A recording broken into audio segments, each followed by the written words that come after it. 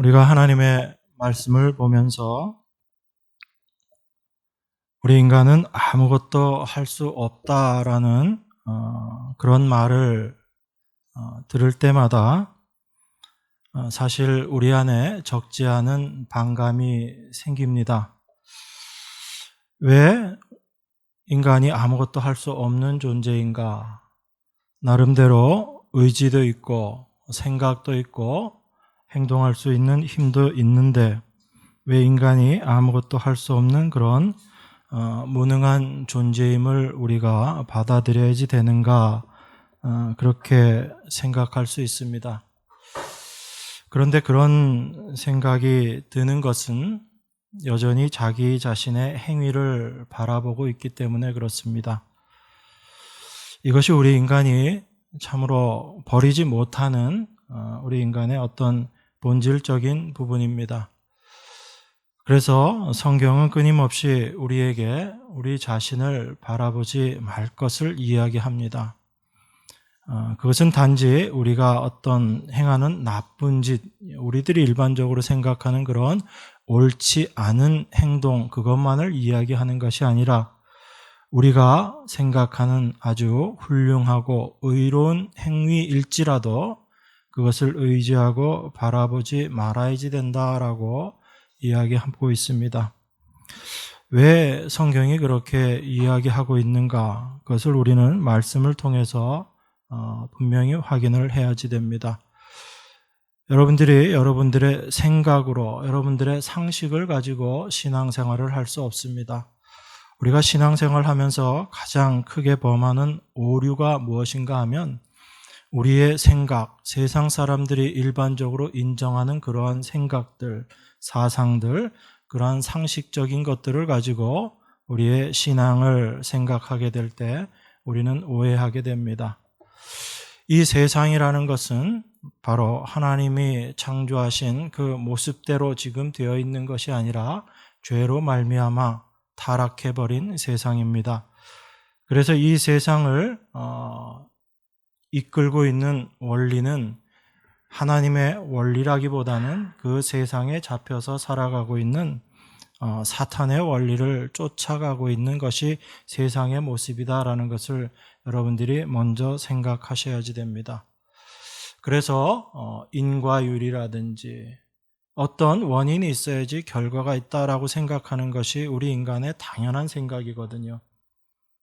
그런데 거기에 잡혀서 우리가 말씀을 보다 보면 항상 내 자신의 가치를 두고 생각할 수밖에 없습니다. 내가 이렇게 행동했기 때문에 하나님께서 거기에 대해서 이렇게 행동하시는 것이다, 보답해 주시는 것이다 라는 생각을 떨쳐버릴 수가 없게 되는 것입니다. 그런데 성경은 그렇지 않거든요. 우리 인간의 어떠함과 상관없이 하나님께서 어떤 일을 하셨는가를 우리에게 말씀하고 있는 것이 성경입니다. 특별히 오늘 본문 읽은 말씀은 우리 인간의 본질, 인간의 실체가 어떠한가에 대해서 이야기하고 있습니다. 우리가 로마서를 보면서 실수하기 쉬운 부분들이 나는 지금 로마서의 7장의 과정을 겪고 있다, 나는 8장의 과정을 겪고 있다라는 이런 생각 때문에 그 앞에 있는 내용의 말씀들이 이제 나와는 상관없는 말씀이다라고 생각하는 그런 우를 범하기가 쉽다라는 것입니다. 그렇지 않습니다. 로마서는 그 전체가 지금 우리의 모습이 어떠한지를 보여주고 있고 우리가 어떤 모습으로 살아야지 되는지를 이야기해 주고 있는 것이 로마서 전체의 내용입니다. 그래서 사도는 로마서를 이야기하면서 하나님께 받은 그 은혜의 말씀대로 진정 성도는 어떻게 살아야지 되는 것인가, 오직 의인은 믿음으로 살아야지 된다라는 것을 이야기하면서 그 믿음으로 사는 삶의 모습이 무엇인지를 우리에게 끊임없이 이야기해 주고 있는 것입니다. 우리는 인간의 부정함이 어떠한지 로마서를 통해서 확인할 수 있습니다. 특별히 오늘 읽은 본문의 말씀을 통해서도 우리는 그렇게 생각할 수 있지요. 그런데 이 말씀을 보면서 이제 우리는 이 과정들을 다 겪었고 지나갔기 때문에 나는 이것과 상관이 없다라고 생각하기 쉽다라는 것입니다. 수많은 기간, 수많은 시간 동안 사람들은 인간의 본질이 어떠한지, 인간의 실체가 어떠한지 끊임없이 연구를 했습니다. 그 많은 연구의 결과들이 인간의 내면이 어떠하고 인간의 행위가 어떠하고 라는 부분들을 끊임없이 밝혀내고 그 원인과 결과의 관계들을 증명하려고 애를 썼거든요. 그런데 그 어떤 노력들도 인간의 본질, 인간의 실체가 어떠한가에 대해서는 찾아내지 못하고 결론을 내지 못하고 있습니다. 그것이 이 세상의 인간들의 열심의 결과인 거거든요. 그런데 그 인간의 본질이 어떠한지를 우리에게 말씀해 주시기 위해서, 우리에게 깨닫게 해 주시기 위해서 하나님께서 인간들에게 주신 하나의 도구가 있습니다. 특별히 이스라엘 민족에게 하나님께서 그 도구를 주셨어요. 우리는 그 이스라엘의 삶을 통해서 무엇을 확인할 수 있는가 하면 이스라엘의 그 모습이 바로 나의 모습이구나라는 것을 우리가 발견할 수 있어야지 되는 것입니다. 그래서 이스라엘을 우리 교회의 거울이다라고 그렇게 이야기하는 것입니다. 그 이스라엘의 삶의 모습이 그림자로서 우리에게 지금도 말하고 있는 거죠. 하나님께서 우리 인간의 모습이 어떠한지를 우리에게 깨닫게 하시기 위해서 인간에게 허락하시고 주신 것이 있는데 그게 바로 율법입니다. 하나님께서는 그 율법을 주심으로 말미암아 인간의 실체, 그 본질이 어떠한지를 우리에게 깨닫게 하시려고 하시는 것입니다. 그럼 그 율법을 하나님께서 우리에게 주신 그 목적, 그것이 무엇인가 하면 이 율법을 통해서 우리 인간이 얼마나 죄인인가라는 것을 깨닫게 하시기 위해서 그 율법을 주신 것입니다. 그래서 하나님은 그 율법을 통해서 인간의 모습, 인간의 본질이 어떠한지를 깨닫고 그리고 자기 자신을 의지하지 말고 하나님만을 의지하는 자가 되어야지 된다라는 것을 우리에게 가르쳐 주시기를 원했던 것입니다. 그런데 그 율법을 받은 인간이 이스라엘이 어떻게 했는가 우리가 너무나 잘 알고 있습니다. 누구에게 제가 여쭤보더라도 여러분들 다 대답하실 거예요. 그런데 우리가 한 가지 놓치는 게 있습니다. 그게 뭐냐면 바로 그 이스라엘의 모습이 지금 나의 모습이다라는 것을 우리가 자꾸 놓치는 겁니다. 그 이스라엘의 모습을 내가 알고 있기 때문에 그들이 어떤 실수를 했는지 어떤 잘못을 했는지 내가 알고 있기 때문에 나는 이스라엘과 전혀 다른 존재이다라고 스스로 생각하는 거죠. 여러분, 하나님의 말씀은 그런 것이 아닙니다. 이스라엘에게 하나님께서 그 말씀을 주신 목적이 있고 그 말씀을 통해서 이스라엘의 실체를 드러내셨다면 그 동일한 말씀은 우리에게 동일하게 역사하게 됩니다. 그래서 이스라엘이 우리 믿음의 삶의 거울이 되는 거죠. 그게 바로 우리의 모습이다라는 것을 하나님께서 보여주시기 위한 것입니다. 그런데 이스라엘은 그 하나님의 율법의 말씀을 받고 어떻게 행동했는가 하면 스스로 그 율법이 요구하는 바를 지켜서 그 율법을 이루어내어야 되겠다라고 생각했던 것입니다. 그렇게 해서 그들의 실수한 모습들, 그것을 오늘 바울이 지금 이스라엘을 공박하면서 반박하면서 이야기하고 있는 내용입니다. 3장 내용 전체가.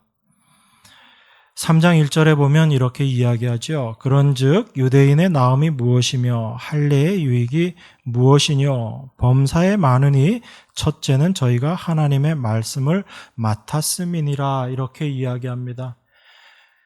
유대인의 나음, 할례의 유익이 무엇인가? 많은데 첫째가 저희가 하나님의 말씀을 맡았습니다. 유대인 이스라엘의 귀한 점이 하나님의 말씀을 맡았다라는 것입니다. 첫째는 그러고 둘째는 안 나오죠. 그럼 무슨 의미인가요? 이것이 가장 중요한 것이다라는 거죠.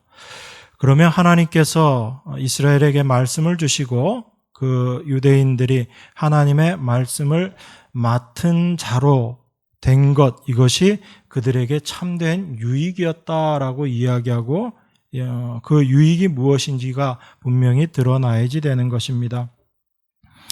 여러분, 말씀을 맡았다라는 그 의미는 그들이 그 말씀을 그들의 힘으로 지켜내어야 된다, 그 의미가 아닌 거예요. 말씀을 맡았다라는 그 의미는 그 말씀이 의도하는 바를 이 세상 가운데 드러내는 도구로 쓰이면 받았다라는 것이 말씀을 맡았다라는 의미인 거거든요.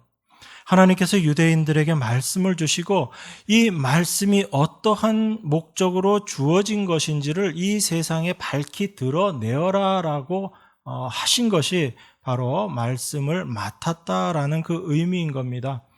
그래서 유대인들은 그 말씀을 통해서 하나님께서 요구하셨던 그 일들을 이루어내어야지 되는데 사실은 실패해버렸죠.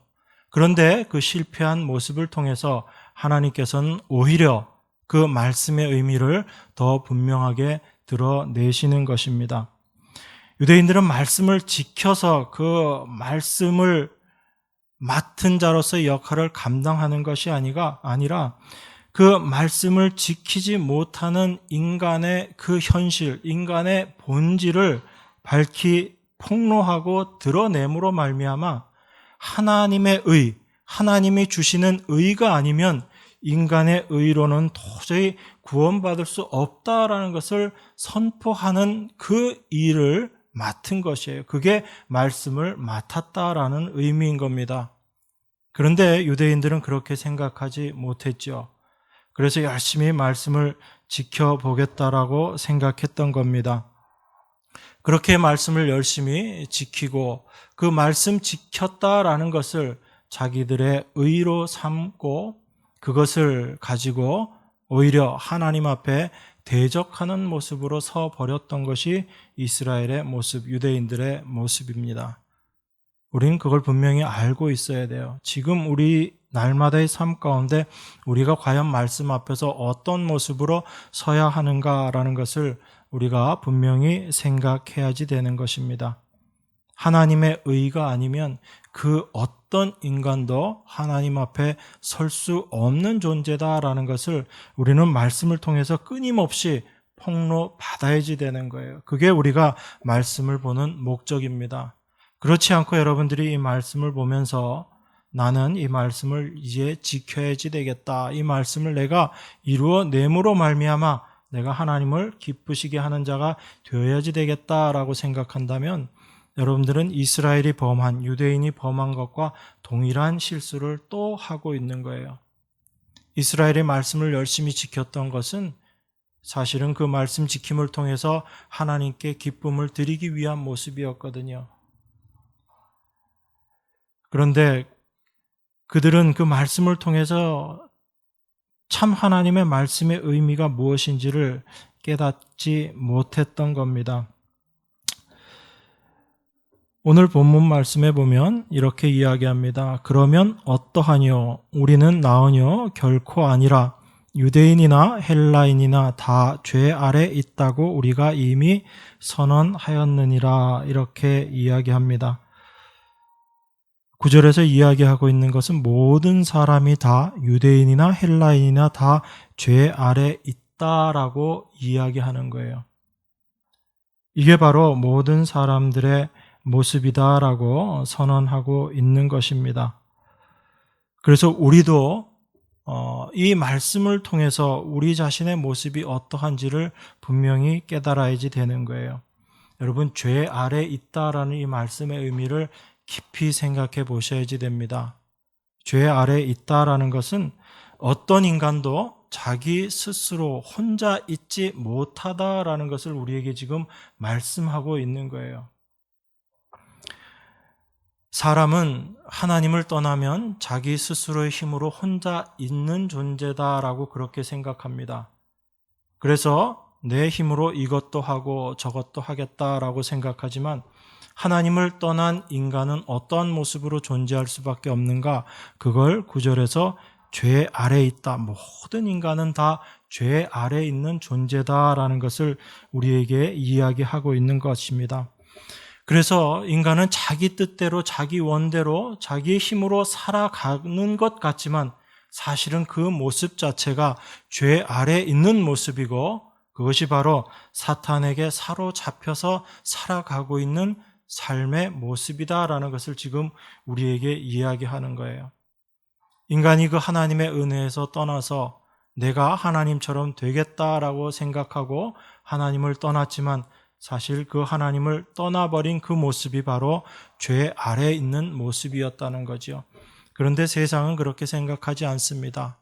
하나님 없이 사는 것이 오히려 자기 힘으로 자기의 능력으로 사는 것이 올바로 사는 모습이다라고 세상은 그렇게 생각하지요.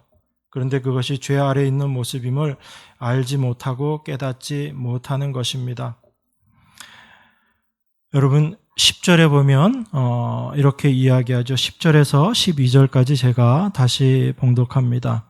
기록한 바 의인은 없나니 하나도 없으며 깨닫는 자도 없고 하나님을 찾는 자도 없고 다 치우쳐 한 가지로 무익하게 되고 선을 행하는 자는 없나니 하나도 없도다. 이렇게 이야기합니다. 여러분 이 말씀에 얼마나 여러분들이 동의를 하세요?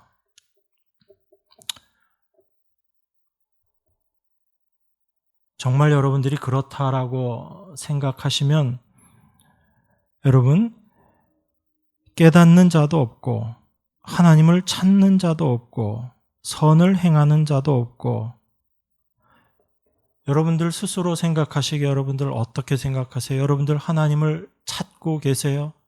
여러분들 정말 하나님의 말씀에 대해서 깨닫고 있으세요?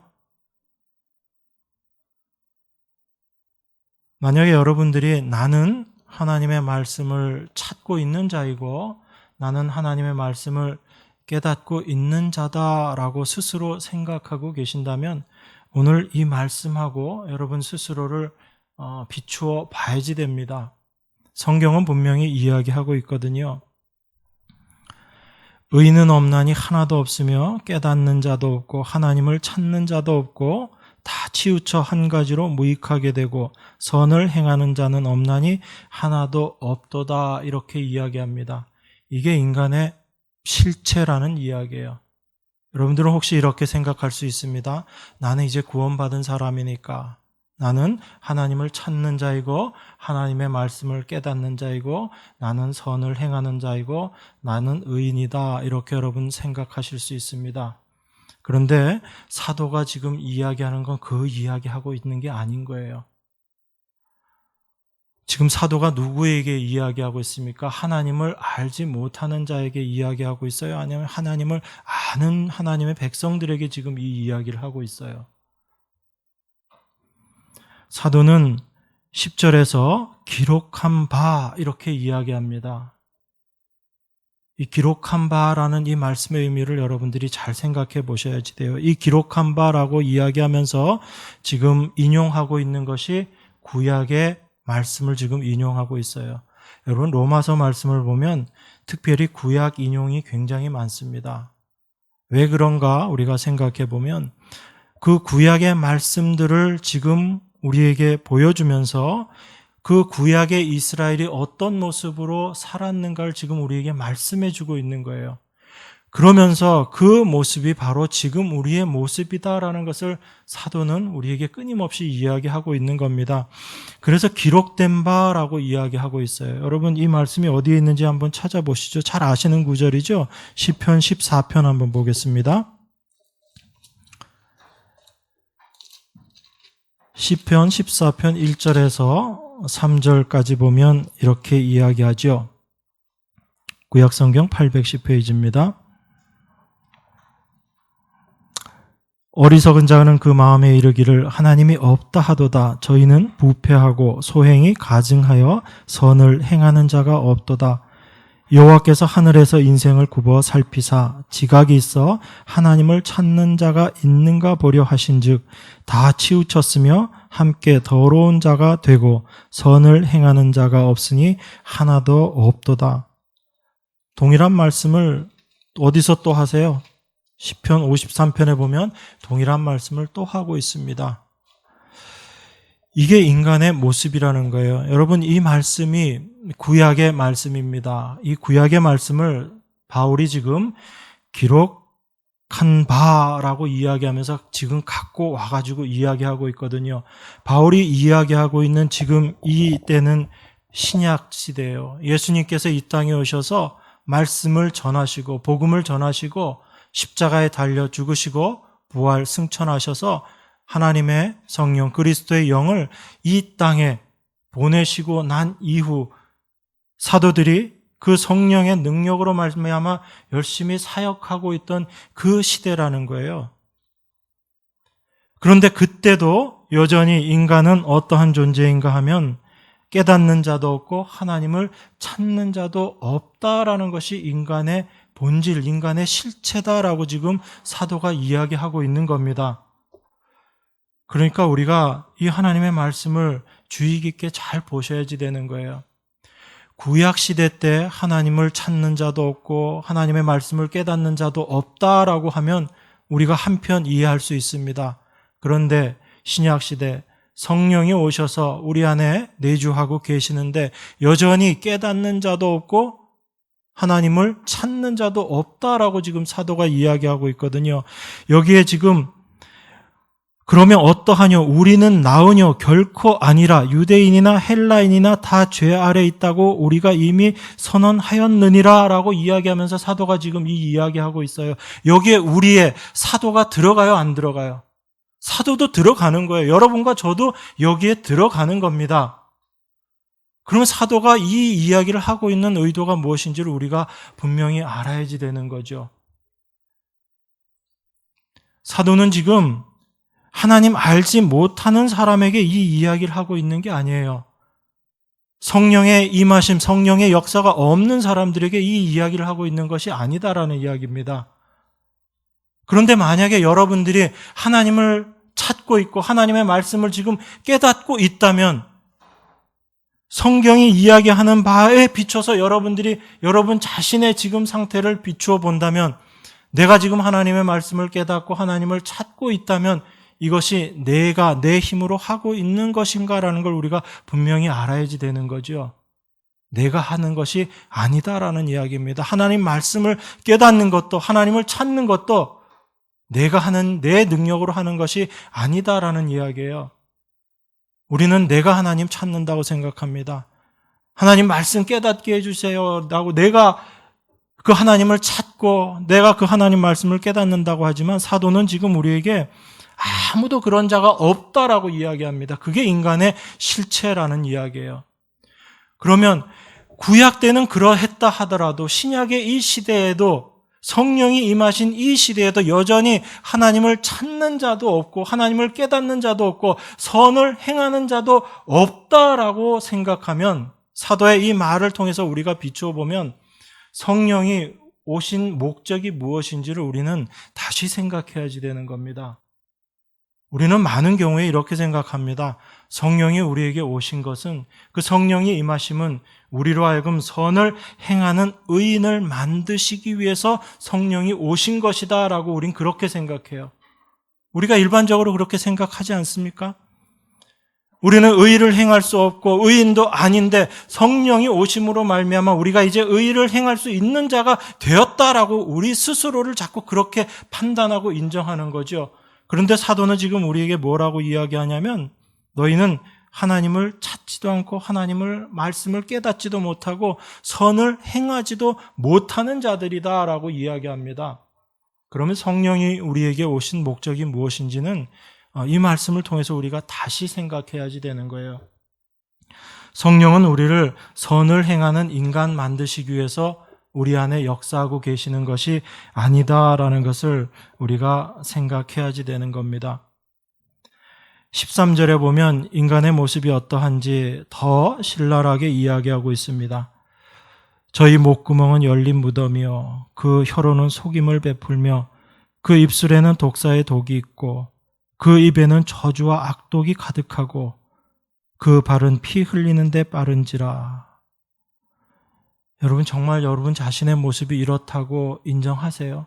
그냥 성경에 이렇게 쓰여 있으니까 맞아, 인간은 그런 모습이야, 나는 그런 모습일 거야 라고 그렇게 여러분 인정하시고 넘어가시는 거예요? 아니면 정말 여러분 자신의 모습이 이렇다라는 것을 처절하게 깨달으시면서 이 말씀을 보고 계세요? 나는 이제 하나님 은혜로 말미암아 구원받은 사람이니까 나는 여기에서는 이제 벗어난 사람이야, 그렇게 혹시 생각하고 계세요? 나는 이제 하나님 말씀을 아는 자고 나는 의인이 되었기 때문에 선을 행하는 자가 되었다라고 스스로 그렇게 생각하시면 지금 사도의 이 말씀은 여러분과는 아무 상관없는 이야기일 수밖에 없습니다.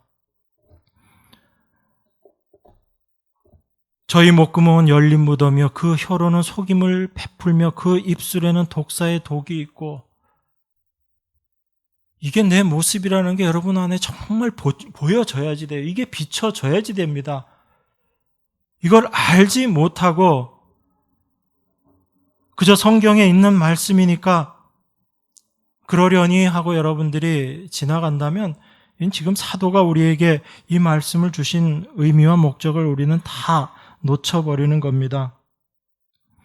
우리는 이 13절에서 18절까지 나와 있는 이 말씀을 보면서 이건 너무 인간에 대해서 지나치게 말하고 있는 거 아닌가 그렇게 이야기합니다.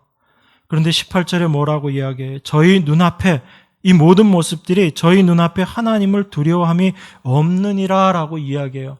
하나님 경외함이 없다라고 이야기합니다. 우리는 우리 자신의 모습을 잘 살펴봐야지 돼요. 우리가 정말 하나님을 두려워하는 그 마음으로 날마다 살아가고 있는가? 아니면 난 이제 하나님의 자녀가 되었으니까 하나님 두려워하는 거 아무 상관없이 이제 내 의지대로 내 뜻대로 열심히 신앙생활 해가지고 하나님 기쁘시게 하는 것, 이게 내 삶의 목적이다라고 이렇게 생각하고 있는가? 우리는 하나님이 어떤 분인지 여전히 모르고 있는 거예요. 하나님 말씀의 의미가 무엇인지를 여전히 알지 못하고 있는 겁니다. 사도가 기록된 바라고 이렇게 이야기하면서 우리의 본질을 이야기하는 것은 그 구약 시대의 이스라엘의 백성의 모습이나 지금 우리의 모습이나 동일하지만 우리에게 참으로 한 가지 귀한 것이 있는데 하나님께서 우리에게 성령을 보내주셨다라는 것입니다. 그래서 그 성령을 받은 자들은 우리 안에 우리 인간의 본질, 우리 인간의 실체가 어떠한지를 그 성령의 비춰주심으로 말미암아 역사하심으로 말미암아 우리 자신의 모습이 어떠한지를 이제 아는 자가 되었다라는 거예요. 이것이 하나님이 우리에게 주신 참으로 귀한 은혜다라는 것을 우리는 말씀을 통해서 확인하는 것입니다. 이스라엘은 하나님의 말씀을 받았지만 그 말씀을 받고 그 말씀을 맡은 자로서의 삶을 올바로 살아내지 못했던 거예요. 그래서 이스라엘의 그 모습, 유대인의 모습이 바로 우리들에게 거울이 되는 것입니다. 그런데 하나님께서 성령을 우리에게 보내주셔서 우리 안에 거하게 하심으로 우리의 본질이 어떠한지를 이제 밝히 드러내시는 거예요. 그래서 하나님이 영이 우리 안에 계시면 이 일을 행하시는 거예요. 여러분들이 하나님 말씀을 지키는 것이 무엇인지를 이제 우리로 하여금 올바로 깨닫게 해주시는 거예요. 이스라엘이 생각했던 하나님 말씀 지킴이라는 것은 그들의 행위로 그 말씀을 스스로의 능력으로 지켜내는 것, 그것을 말씀의 지킴이다라고 생각했었습니다. 그런데 하나님은 그것을 말씀을 지키는 것, 율법을 지키는 것이라고 이야기하지 않으시는 거예요.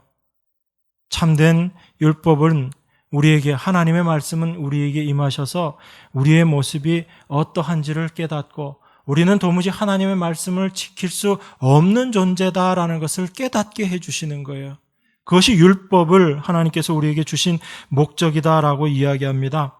그래서 3장 20절에서 이렇게 이야기합니다. 율법의 행위로 그의 앞에 의롭다 하심을 얻을 육체가 없나니 율법으로는 죄를 깨달음이라, 이렇게 이야기해요.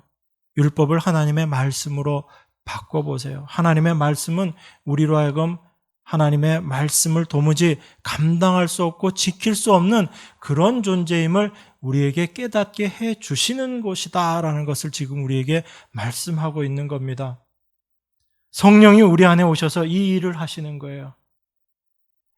인간은 늘 자기 자신을 의지하려고 살아가고 노력하고 애쓰고 있습니다. 왜냐하면 이 세상에서 자기의 존재 가치를 나타내야지 되기 때문에 그래요. 드러내야지 되기 때문에 그렇습니다.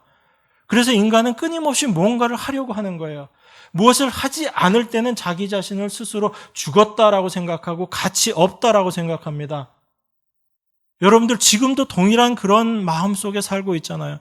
하나님의 은혜 가운데 산다라고 하면서도 내가 뭔가를 하지 않고 있을 때는 여러분 마음 가운데 늘 불안함이 있죠. 이렇게 사는 게 맞는가? 그냥 은혜에 감사만 하면서 사는 것이 맞는가? 내가 죄인됨을 발견하면서 그냥 살아가는 이것이 옳은 것인가? 늘 그런 생각하죠. 뭔가 내가 해야지 되는 게 아닌가라고 생각하는 거예요. 인간은 죄로 말미암아 타락해버린 인간의 모습이 바로 그거예요. 죄가 인간에게 역사하기 이전의 모습은 하나님의 은혜로 하나님께서 거저 주시는 것을 그냥 누리면서 사는 것, 그게 인간의 원래 본래의 모습이었거든요. 그런데 그 인간이 죄로 말미암아 타락하고 나서 스스로 이제 무언가를 해야지 되는 존재로 바뀌어버린 거예요. 그게 죄 아래 있는 인간의 모습인 것입니다. 하나님의 은혜에 감사하면서 그것을 누리는 자가 아니라 무언가 내가 해야지 되는 존재예요. 그래서 나의 부끄러운 부분들이 있으면 그걸 가려야지 되는 겁니다. 그런데 하나님의 은혜 가운데 있을 때는 벗었으나 그들이 부끄러워하지 않는 모습이었던 거예요. 여전히 벗은 모습이었죠. 그들이 뭔가 할 수 있는 것은 아무것도 없는 그런 모습이었던 거예요. 하나님이 주신 은혜로 감사하면서 살아가는 것이 인간의 원래 모습이었는데 죄가 인간을 그 모습으로 끌고 간 거죠. 우리 인간이 죄의 모습으로 가버린 겁니다. 그래서 무언가를 하지 않고 있는 자기 자신의 모습을 감당하지 못하는 거예요. 무언가를 해야지 된다라고 생각합니다. 그래서 은혜 받은 자가 어떻게 가만히 있을 수 있느냐? 그 은혜에 보답해야지라고 생각합니다. 여러분 대체 어떻게 하나님 은혜에 보답하실 거예요? 여러분들이 대체 어떤 정도의 삶을 살아내시면 하나님의 은혜에 보답하는 삶을 살게 되는 거예요? 여러분 예수님은 여러분들을 위해서 십자가에서 그 목숨을 다 버리셨어요. 그 십자가에서 자기 목숨을 버리신 하나님의 그 은혜에 여러분들이 대체 어느 정도 행하면 그 하나님의 은혜에 보답하게 되는 거예요. 여러분 그걸 생각하지 못하시는 겁니다. 그래도 내가 이만큼 해가지고 은혜에 보답하는 정도까지는 해야지. 그런데 정말 하나님이 원하시는 그 모습까지는 우린 여전히 못 가고 있는데 대체 어떤 모습으로 하나님 은혜 앞에 우리가 보답해야지 되겠다라고 생각하는 거예요. 여러분들이 아주 조금이라도 보답할 수 있는 은혜라면 그건 은혜가 아닌 거예요. 우리가 그 은혜에 도무지 보답할 수 없기 때문에 하나님께서 우리에게 선물로 주셨다라고 이야기합니다. 우리가 그걸 도저히 감당할 수 없기 때문에 우리 어떤 모습으로도 그것을 감당할 수 없기 때문에 하나님께서 선물로 주실 수밖에 없었다라는 거예요. 그런데 그 하나님의 은혜를 올바로 알지 못하니까 그저 하나님의 은혜를 우리가 열심히 할 때 하나님이 도와주시는 것 이런 정도의 은혜로 여러분들이 생각하니까 은혜가 값없이 우리 교회 안에서 그렇게 받아들여지는 거예요. 여러분 은혜는 그런 거 아닙니다. 우리가 도저히 감당할 수 없는 것, 우리의 어떤 모습으로도 그 은혜에 보답할 수 없는 것, 그것이 참된 은혜인 거예요. 여러분들이 그 은혜를 알고 나면 은혜에 보답하기 위해서 내가 이걸 해야지라는 그런 생각 자체가 여러분 안에서 사라지게 될 겁니다. 그게 은혜를 올바로 은혜로 아는 것이에요. 여러분 천국은 의인들만 가는 곳이 천국입니다. 그런데 성경은 의인은 없나니 하나도 없다라고 이야기해요. 그러면 우리가 어떻게 그 천국에 가게 되는지를 우리가 다시 생각해 봐야지 되는 거죠. 성경은 의인은 하나도 없다라고 이야기하는데 천국은 의인만 가는 곳이라고 이야기하잖아요. 그런데 우리가 만약에 천국을 간다면, 그 하나님 나라에 간다면, 지금 하나님의 나라를 경험하고 있다면 우리가 의인 되었다라는 것인데 그 어떤 행위로도 의인이 될 수 없다라고 성경은 이야기하고 있는데 우리가 의인이 되었다면 우리는 한 가지 포기해야지 되는 것이 있습니다. 그게 뭐냐면 바로 나의 행위, 나의 의라는 것을 이제는 포기해야지 되는 거예요. 내가 지금 하나님 나라의 천국 백성으로 살고 있다면 나는 분명히 한 가지를 포기해야지 되는 겁니다. 그게 나의 의라는 거예요. 나의 행위라는 겁니다. 내가 뭔가 해서 하나님 앞에 하나님이 보시기에 합당한 의로운 사람이 되어야지 되겠다라는 이 생각 자체를 버려야지 되는 거예요. 사람은 절대로 한꺼번에 두 가지 일을 할 수 없습니다. 하나님의 의를 바라보든지 인간의 자기 의를 바라보든지 둘 중에 한 가지밖에 할 수 없는 것이 인간의 모습인 거예요. 하나님의 의를 바라보는 사람은 자기의 의를 바라볼 수가 없는 거예요. 자기의 의를 주장하는 사람은 하나님의 의를 지금 보지 않고 있다는 이야기입니다. 우리가 하나님 은혜 받았다라고 하면서도 여전히 어떤 모습으로 살고 있는지를 우리는 생각해야지 돼요. 하나님의 말씀 율법으로는 우리의 죄를 깨달음이다라고 이야기했습니다. 그러니까 우리는 우리의 행위로 하나님 앞에 의가 될 것이다라는 생각 자체를 완전히 버려야지 되는 거예요. 이건 여러분들이 하나님을 알기 전이나 알고 난 이후나 똑같은 하나님의 말씀이에요. 사도가 이야기하는 인간의 실체는 우리가 구원받기 전이냐 후냐라는 것을 이야기하고 있지 않아요. 이게 바로 인간의 실체라는 것을 알게 되고 이 모습을 아는 자만이 하나님을 어떻게 바라보고 어떻게 깨닫게 되고 그 하나님의 말씀을 어떻게 받아들이고 살 수 있게 되는지를 우리에게 지금 이야기하고 있는 겁니다. 그런데 우리는 자꾸 이제 내가 의인 되었으니까 내가 의인이다라고 생각하는 거예요. 3장 21절에는 이렇게 이야기합니다. 이제는 율법 외에 하나님의 한 의가 나타났으니 율법과 선지자들에게 증거를 받은 것이다. 하나님은 이제 그 율법 외에 다른 한 의를 하나님께서 나타내셨다라고 이야기합니다.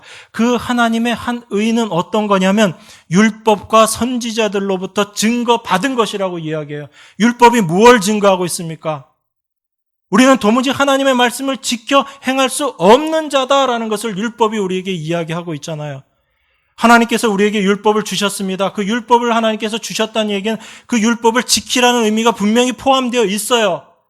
그런데 하나님이 그 율법을 지키라고 말씀하신 것은 무엇이냐면 우리 어떤 인간도 그 율법을 지킬 수 없는 존재이기 때문에 그 율법 말씀대로 하면 우리는 심판받고 저주받을 수밖에 없는 존재이다라는 것을 말씀하고 계시는 거예요. 율법을 지키라는 것은 여러분들이 그 율법을 잘 지켜내라는 그 의미가 아니라 그 율법을 지킴을 행함을 통해서 내가 율법 지킬 수 없는 존재구나라는 것을 깨닫고 나는 심판받을 수밖에 없는 존재이구나를 아는 그 자리로 가라는 거죠. 그게 하나님께서 율법을 주신 목적이거든요. 그 율법에 대해서 율법 자체가 증거했습니다. 그리고 선지자들이 계속 그 얘기한 거 아니에요. 이스라엘에게 선지자들이 뭐라고 얘기했습니까? 너희들이 열심히 지금 하나님 앞에 제사 지내지만 그거 하나님 안 받으신다라고 이야기했잖아요. 그렇게 이야기하던 선지자들을 이스라엘이 어떻게 했습니까?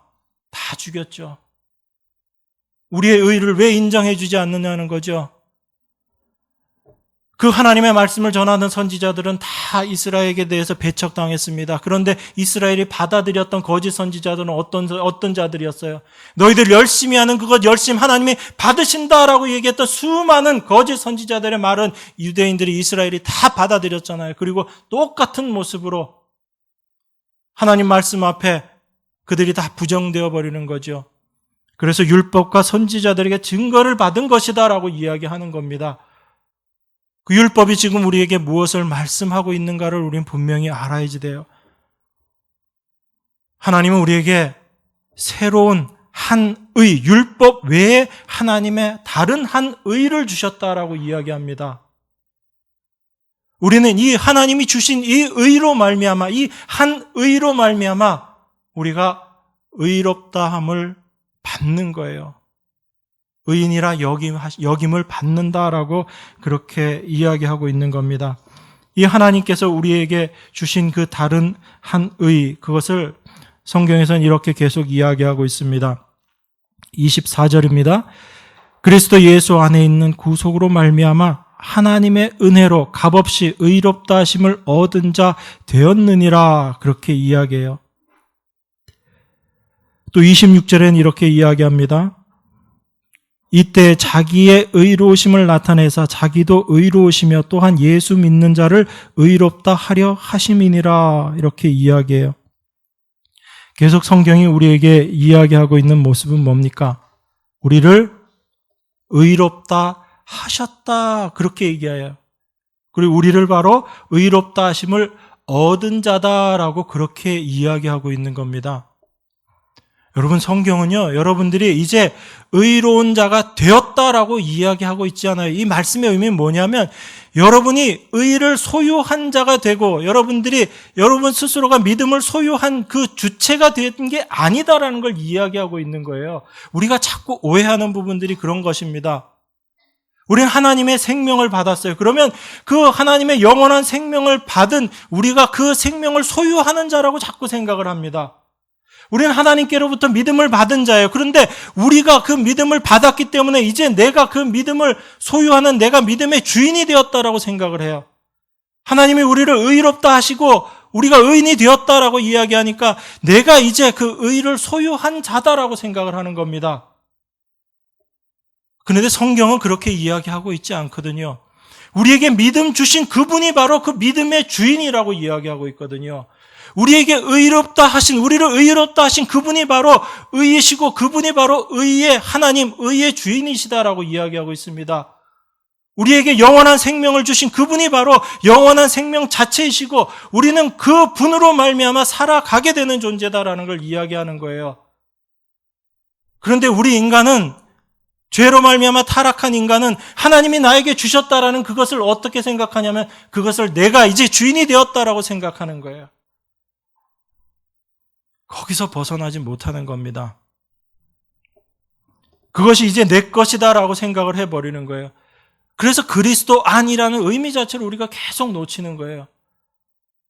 그리스도 안이라는 것은 그 모든 것들을 이루어 놓으신 그리스도 안에 우리가 존재한다라는 이야기입니다.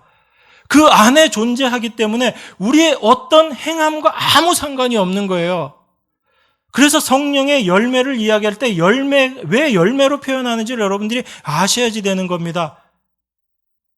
나무에서 열매가 맺히는 건 그 열매의 노력인가요? 어떻게 열매가 열려요? 그 가지에 있으면 자연스럽게 생겨나는 것이 열매인 거죠. 인간의 일이 아닌 겁니다. 그래서 인간이 행하는 것은 성경이 일이라고 표현하지만 성령으로 말미암아 되어지는 것은 열매라고 해요. 왜 그렇게 표현하냐면 우리 인간의 행함이 아니기 때문에 그렇습니다. 그런데 우린 자꾸 그걸 모르는 거예요. 우리가 의롭다 하심을 얻은 자가 되었다라고 얘기합니다. 의롭다 하심을 얻었다라는 것은 우리가 예수님을 믿고 의인이 되었다라고 해서 의인 자체, 우리 스스로가 이제 의로운 자가 되어서 내가 의를 막 행할 수 있는 그런 존재가 된 것이 아니라 하나님으로부터 예수 그리스도로 말미암아 하나님께로부터 온 그 한 의로 말미암아 우리가 의롭다 여김을 받는다라고 성경은 표현하고 있는 거예요. 그 말씀의 의미를 우리가 반드시 알아야지 되는 겁니다. 내가 그 의를 소유한 게 아니다라고 이야기하는 거예요. 그 의로우신 예수님을 믿는 그 믿음조차도 하나님께서 우리에게 주셨지만 그 믿는 그 믿음으로 말미암아 그것을 우리에게 의로 여기셨다라고 이야기하고 있는 거죠. 그래서 의인 되신 그리스도 안에서 그 그리스도와 함께 그 의 안에 우리가 포함되어 있기 때문에 하나님께서 우리를 의인으로 여기신다라는 그 말씀의 의미인 거예요. 그래서 믿음도 마찬가지고 그 모든 것들이 우리가 소유하는 것이 아니라 바로 그 주인 되시는 그분에게 우리가 연결되어 있는, 그분과 관계 있는 존재가 되었다라는 거죠. 그래서 우리가 믿음이라는 것 자체가 바로 의라는 것도 마찬가지고 하나님과 우리와의 관계를 이야기하고 있는 것입니다. 그 하나님의 은혜 가운데 하나님의 주권하에 있느냐 아니냐를 이야기하고 있는 거예요. 인간의 행위가, 가장 열심인 인간의 행위가 하나님을 죽이는 일로 나타났다는 걸 여러분들은 늘 생각하셔야지 돼요. 인간의 열심은 그렇게 하나님을 무시하고 하나님을 죽이는 모습으로까지 갔다라는 걸 여러분들이 생각하셔야지 되는 겁니다. 그렇기 때문에 하나님은 절대로 우리 인간의 행위를 인정하지 않으신다라는 걸 여러분들이 먼저 생각하셔야지 돼요. 그래서 우리가 날마다 이 성령으로 말미암아 우리 자신의 모습이 어떠한지를 깨닫게 될 때, 인간의 실체, 인간의 본질을 깨닫게 될 때, 내 안에 하나님의 말씀을 깨닫는 그 일들이 생겨나면 우리는 하나님 앞에서 감사할 수밖에 없는 것입니다. 도무지 하나님 말씀 깨달을 수도 없고 하나님을 찾지도 않는 것이 나의 모습인데, 이러한 내가 하나님을 찾는 마음이 생기고 하나님의 말씀을 깨닫는다면 그것은 하나님께서 내 안에서 하신 일이라는 거예요. 하나님께서 여러분들을 통해서 어떤 선한 일을 행하시면 그것은 바로 하나님께서 여러분들을 도구로 사용하셔서 하나님께서 일하셨다라는 걸 바라보시고 여러분들이 감사해야지 되는 거죠. 그 일을 행한 내 의를 내세우면서 내 자랑으로 가는 것이 아니다라는 걸 사도가 끊임없이 이야기하고 있는 거잖아요. 사도의 모든 서신들이 그 말씀들을 우리에게 이야기하고 있는 거잖아요. 그래서 로마서 3장 31절에서 그런즉 우리가 믿음으로 말미암아 율법을 폐하느냐? 그럴 수 없느니라. 도리어 율법을 굳게 세우느니라 라는 이 말씀의 의미를 여러분들은 분명히 아셔야지 되는 거예요. 율법을 굳게 세운다라는 이 말씀, 율법을 폐할 수 없다라는 이 말씀을 이제 그러니까 우리는 하나님의 말씀을 잘 지켜야지, 율법을 잘 지켜 행하는 자가 되어야지, 이 말씀의 의미가 아니라는 겁니다. 여러분들이 또 이렇게 생각하면 이스라엘과 유대인과 똑같은 모습으로 다시 돌아가는 거예요. 율법의 의미가 뭐라고 얘기했어요? 하나님께서 율법을 주신 의미는 율법으로는 죄를 깨닫는 것이라고 얘기했습니다. 그 하나님의 말씀으로 나는 도무지 아무것도 할 수 없는 존재라는 것을 깨닫고 하나님만 의지하는 자가 되는 것, 하나님의 한 의, 하나님이 허락하신 그 의만 바라보는 것이 율법을 우리에게 주신 목적이다라는 거예요. 그러면 그 율법을 폐하지 않고 율법을 굳게 세우는 것이 어떤 것이겠어요? 여러분들이 그 율법 말씀 여러분 스스로가 지켜내서 그걸 이루어내는 것, 그게 율법을 세우는 것이고 율법을 굳게 온전하게 하는 겁니까? 그게 아니잖아요. 하나님의 말씀으로 말미암아 내 모습이 어떠한지를 알게 되고 내 의, 나의 행함, 그 나를 의지하는 모습에서 온전히 하나님만 의지하는 그 하나님의 말씀 앞에 나가는 이것이 온전히 율법을 굳건하게 세우는 것이다라는 걸 여러분들이 올바로 아셔야지 되는 겁니다. 그 틀 속에서 여러분들이 로마서 나머지 내용들을 보세요. 그러면 로마서 자체가 다르게 보이실 거예요. 그런데 우리는 하나님의 은혜를 받았으니까 이제 우리가 율법을 지켜내야지라고 생각합니다. 물론 하나님께서 당신의 백성들을 통해서 그 하나님의 말씀들을 이루어내세요. 그런데 그것은 여러분들을 도구로 사용하셔서 하나님께서 행하시는 하나님의 일인 거예요. 그런데 그 하나님의 일로 여러분들이 쓰임받기 위해서는 여러분 스스로가 아무것도 할 수 없는 존재라는 게 분명히 드러나야지 되는 거예요. 그게 드러나지 않은 인간은 여전히 자기 의를 주장할 수밖에 없는 존재이고 하나님의 일이 아니라 자기의 일을 하는 자로 쓸 수밖에 없기 때문에 하나님께서 말씀으로 우리를 치시는 거예요. 하나님 말씀 앞에 그 어떤 말씀도 우리 스스로는 지켜낼 수 없는 존재라는 걸 하나님께서 분명하게 드러내시는 것입니다. 그래서 자기를 의지하는 것이 얼마나 하나님 앞에 범죄한 모습인지를 우리에게 깨닫게 하시고 그 모든 모습 내려놓게 하시고 그 십자가 앞에 우리를 죽은 자의 모습으로 드러내시고 하나님께서 당신의 일을 우리 안에서 이루어 나가시는 거예요. 이게 하나님의 일하십니다. 우리는 이런 자로 부르심을 받은 거예요. 이 하나님의 일하심을 드러내는 자로 이 세상 가운데 증거하는 자가 바로 하나님의 증인인 그리스도인들입니다. 여러분들의 삶의 목적이 어떻게 되어야 되는지, 무엇을 바라보고 사셔야 되는지를 말씀을 통해서 분명하게 확인받으시기 바랍니다. 그걸 알지 못하고 여전히 내가 뭔가를 하겠다라고 생각하면 그것이 바로 하나님 앞에 범죄하는 모습임을 다시금 분명히 생각하시고, 우리에게 믿음 주시고 하나님 말씀 깨닫게 하시고 하나님을 찾는 그 하나님의 백성으로 삼아주신 것이 얼마나 크신 하나님의 은혜인가, 이것만을 날마다 간구하며 그 은혜를 올바로 바라볼 수 있는 자로 세워지기를 기도하는 여러분과 제가 되기를 원합니다. 기도하겠습니다. 하나님 아버지, 감사합니다. 말씀을 통해서 우리의 본질, 우리의 실체, 인간의 실체가 어떠한지를 잠시 묵상했습니다. 성령께서 우리 안에 우리 인간의 모습이 어떠한지를 날마다 깨닫게 하시고 우리의 모든 의는 내려놓게 하시며 하나님이 허락하신 그 하나님의 의만을 의지하고 바라는 자로 날마다 세워주시기를 간절히 간구합니다. 우리의 힘과 능력으로는 아무것도 할 수 없음을 이 시간 고백하오니 주께서 우리 안에서 참된 주인으로 우리 안에 온전함을 이루어 나아가시는, 하나님의 선을 이루어 나아가시는 그 일들을 저희 안에서 감당케 해주시기를 원합니다. 오직 그 주님만 바라보며 살아가는 저희가 될 수 있게 주님 은혜로 함께하여 주시옵소서.